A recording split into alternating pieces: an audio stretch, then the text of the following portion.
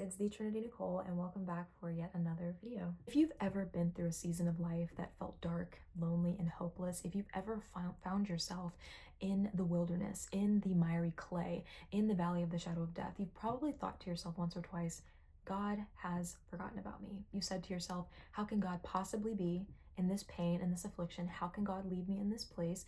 Why won't God move for me? Are my prayers even reaching heaven? If this is something that resonates with you and you feel like God has forgotten about you, you need to read Isaiah 49.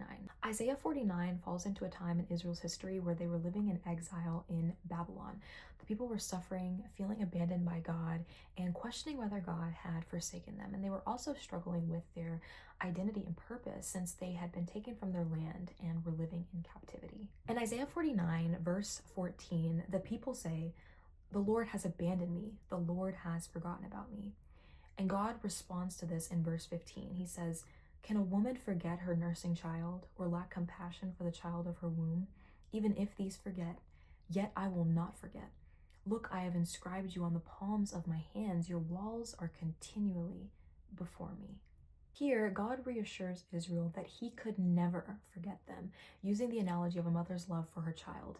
The bond that a mother has with her child, it's instinctual. It's the most powerful human connection, and it's unthinkable that a mother would forget, her own child. And even still, God says, but even if this did happen, I will never forget you, showcasing his unbreakable and constant love for his people. This whole chapter is a message of hope. It's a reminder for, not only the Israelites, but for us that God can't forget us. He even says to Israel, he says, look, he's like, look, I want to show you that you are inscribed on the palms of my hands. This is encouragement for those who might be feeling in the same position, feeling like God has forsaken me, God has forgotten about me.